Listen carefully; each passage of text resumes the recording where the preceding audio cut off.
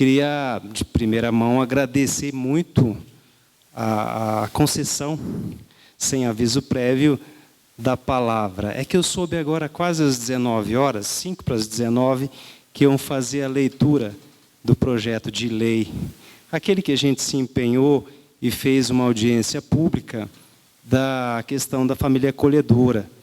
E aí, eu estava vindo já, e parece que não foi lido, que os senhores não fariam a leitura e baixam para as comissões, né? Acho que é isso. Então, já que eu vim, eu gostaria de aproveitar a oportunidade. Nós tivemos na rádio essa semana, o entrevistador está presente aqui, e queria lembrar a casa e os senhores como os mais legítimos representantes do povo. Eu creio que o legislativo, em todos os âmbitos, do municipal ao federal, passando pelo estadual, no federal, naquelas duas casas, né, a Câmara Baixa e a Alta, né, conforme a organização inglesa. Queria lembrar aos senhores do que a gente vem enfrentando e que tivessem muita atenção e que isso chegasse à população. A gente está passando, foi derrubado meio às pressas, semana passada, 33 vetos do presidente da República sobre abuso de autoridade. E não tem noção, só quem é do meio jurídico talvez tenha plena noção do que seja isso. É uma tragédia. É uma coisa que a gente não sabe como é que votam, têm coragem de aprovar um negócio desse, pessoas, autoridades que se dizem representantes do povo. Pessoas com formação jurídica, 60% do Congresso Nacional tem plena formação jurídica, a maioria, 60%, portanto, eu creio, é por aí, estou meio chutando, mas é daí para mais. Tem formação jurídica, vem da classe do direito, são advogados. Gente, é uma tristeza se a gente tivesse tempo para fazer compreenderem o que é isso. Partem da premissa que todo juiz age com abuso, e aqui vou falar só de juiz, é a classe a qual eu pertenço. Partem da ideia, da premissa de que todos agem com abuso de autoridade e criam uma verdadeira tragédia. Por quê? Porque entram na esfera da interpretação. Coisas que não existem em lugar nenhum do mundo. A nossa lei de abuso de autoridade, 4898, parece, o número é esse, de 1965, evidentemente é ultrapassada, como diversas legislações, diversas leis que a gente tem em todos os âmbitos, no federal, no estadual, no municipal. Aqui talvez não tenha tanto coisas, mas se passarem o pente fino vão ver que tem coisa que tem que ser revista, mas é um município novo, então não tenha tanto. Mas fazer o que estão fazendo com a lei de abuso de autoridade, para terem ideia, em 1890, na época que tinha um sujeito, que é um dos caras mais famosos que teve no Brasil, no mundo jurídico, um sujeito chamado Rui Barbosa, ele já defendia em cortes internacionais, cortes que a gente fala, tribunais internacionais, ele já defendia texto legal que tinha ali, ele combatia naquela legislação daquela época que ele taxava de absurdo. Por quê? Porque ele é amplo, ele é genérico. Então, ele vem e trata mais ou menos assim. Se houver prisão manifestamente ilegal, o que é manifestamente? Então, um bom entendedor de português e se observar tudo que tem na legislação e tudo que se examina a respeito disso, vão vendo o absurdo. E ele obriga a soltar o tempo inteiro. E se o juiz não soltar, é pena de 1 a 4 anos para o juiz. E tem diversos tipos penais, então. Então, os vetos derrubados, eles cometem esse absurdo. Ele criminaliza a atividade judicial o tempo inteiro. Eu falei lá no dia na rádio, eu falei, imagina se esse homem, fazendo o programa que faz, o Paulinho Paré, né? Se ele não pudesse ter a liberdade de expressão, se os senhores aqui, agora eu faço um paralelo, se os senhores não pudessem falar, é por isso que os senhores têm imunidade, Se o advogado não pudesse falar tudo o que ele precisa falar para um juiz, é engraçado isso, porque a atividade última no Estado democrático de direito é do juiz. Ele que vai dizer o direito a respeito de tudo, é o interpretador, é o intérprete nato da norma.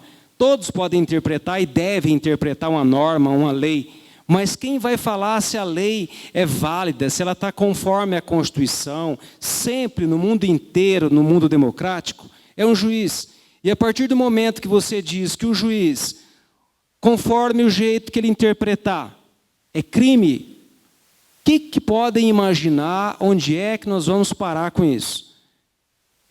Cria então a insegurança jurídica, intimida o juiz o tempo inteiro, e todas as regras que foram vetadas, ela diz o seguinte, ela nunca fala assim, soltar é crime.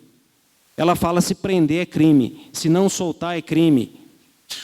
E quantas vezes a gente vê na TV, em qualquer meio de imprensa, falado, escrito, internet, tudo, a dificuldade que tem para interpretar a norma.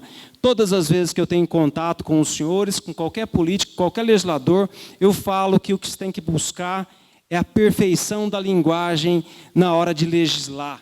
Os senhores, se não têm aqui, sugestão, claro, né? Deveriam ter professor de português para interpretar a norma que os senhores escrevem. Eu, numa oportunidade, eu já tive a oportunidade, a parceria que eu tento fazer com a Câmara, de falar, tem um projeto de lei, me levar a submeter a uma coisa informal, de ajudar. Às vezes pode ser uma tragédia o que escrevem como lei. Para a gente escrever qualquer coisa, tem que ter muita... porque é uma regra de conduta que criam. Então, deveriam ter todas as casas legislativas, professores de português, para fazer o arremedo, para fazer a interpretação daquilo que estão querendo expressar. E expressaram isso. Se a gente pegar todas as normas, eu posso vir com tempo, posso fazer reunião com os senhores vão ver que é um absurdo, não existe precedente no mundo. Não existe precedente no mundo. O juiz, agora, está valendo, foram derrubados os vetos, estão falando, para ter uma ideia, coisa que nunca teve e foi levado muito a sério, está falando de paralisação geral do judiciário. E junto com isso já entraram de sábado, sexta para cá, já com as 3 ações diretas de inconstitucionalidade no Supremo Tribunal Federal para tentar derrubar a derrubada dos vetos, para tentar dar uma interpretação conforme a Constituição. E quem está preocupado com isso? É o Ministério Público, é o Judiciário, são órgãos de controle, até fiscais da Receita Federal estão preocupados com isso. E quem mais deveria preocupar ainda, que às vezes está diretamente ligado ali com o criminoso, naquele momento de calor, é a polícia. Então, eu vim aqui pedir para os senhores apoio, para os senhores entenderem, tentar interpretar, volto quantas vezes for necessário aqui, e imagino que é muito importante essa participação, não sabem o que estão fazendo, entendeu? E a gente vem dizendo, infeliz de um povo que não tenha um judiciário independente. Imaginem os senhores se depararem todas as vezes com a corrupção dentro do judiciário, com um juiz em que não podem acreditar, porque tem excesso de intimidade com um, porque é corrupto, porque... Enfim, todas essas dificuldades levam à fraqueza do sistema democrático. Agora, imagina, parece que pior ainda do que tudo, ele não tem a segurança de poder decidir conforme a consciência dele. E o que a gente faz o tempo inteiro, eu, falando de abuso de autoridade, tem aqui um advogado, não sei se vocês têm mais, conheço o doutor. Acho que eu trato com devido respeito todos os advogados, e agora, então, é crime. E o crime, o pior que podem pensar a respeito do crime, é que é um crime que não é só o Ministério Público que pode acionar o juiz criminalmente, ele quebra a regra que existe também no país civilizado e permite que o próprio ofendido, como ocorre nas ações de crime privado, acione o juiz criminalmente. E sempre o juiz foi responsável quando age com dolo. Ele sempre teve responsabilidade.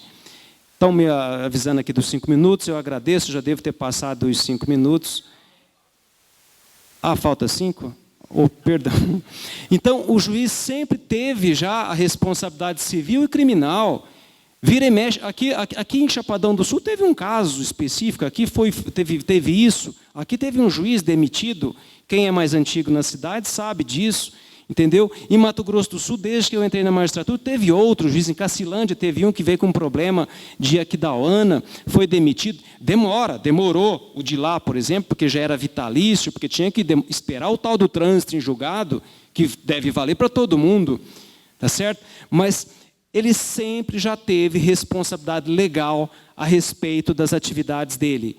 Um juiz que age com desídia, age com dolo, com má fé, para prejudicar uma parte, para prender, ou seja no civil ou no criminal, nas questões cíveis ou criminais, sempre foi responsabilizado e sempre teve que responder por isso. Nós temos corregedorias que nos controlam. Eu já tive, tenho 18, 17 anos de magistratura, eu já tive umas 15 representações. Eu já fui réu administrativo no CNJ por um punhado de vezes. Advogados reclamando. Veja, então, todas julgadas improcedente. Nunca tive uma pena aplicada, mas todos podem recorrer a isso. Agora, o dia que eu tiver que, a hora que decidir qualquer coisa, e eu decido, tem dia que eu dou 16 sentenças, eu tenho 450 processos novos por mês, eu decido, eu vejo uns 60 processos por dia. Cada decisão que eu for dar, eu não estiver preocupado só com a minha consciência e com o sistema, o arcabouço legal e jurídico que eu tenho o dever de conhecer e me preocupar, mas podem me processar aqui. A coisa mais linda da magistratura e o que sempre levou um juiz a ser juiz, qualquer juiz, a não ser aquele juiz ruim, está acabando, faltam 3. A não ser aquele juiz ruim que foi fazer concurso por questão de salário, a coisa mais linda é a independência que a gente tem, e a coisa mais linda que tem no Estado Democrático de Direito é isso, a independência dos senhores para legislar, o juiz para julgar, o sistema para funcionar assim, e saber que todos estão sujeitos a controle, mas um controle razoável, um controle administrativo, um controle civil. Agora, se decide é crime, quer dizer, eu dou essa quantidade enorme de decisões por dia. Eu estou aqui desde novembro sozinho. Eu acho que não aumentou muito a lentidão. Deve ter ficado a lentidão do jeito que era. Eu tento ser o mais rápido possível. Tem que decidir com rapidez, com lealdade às partes, garantindo contraditório e legalidade. Então, gente, eu vim, senhores vereadores, senhores que nos ouvem por meio do rádio. O rádio está bem ruim, eu vim ouvindo, está ruim para ouvir, viu? Está chegando bem ruim o sinal, não sei porquê, está difícil de ouvir, chega abafado, não estão me ouvindo quase nada. Vão ouvir aqui os políticos que têm um poder de dicção maior e um poder de palavra muito maior que o de um juiz. Mas então eu vim aqui pedir e comunicar aos senhores e estou à disposição, se quiserem saber mais disso, e agradeço muito, muito mesmo a oportunidade de poder falar aqui. É um assunto muito importante, não é interesse de classe. Juro para os senhores que não é interesse de classe. Eu vou continuar trabalhando do mesmo jeito, mas com alguma dificuldade, com o risco de ter que gastar com advogado depois, muitas vezes, o dinheiro que eu não tenho para me defender da própria atividade. Muito obrigado, senhores.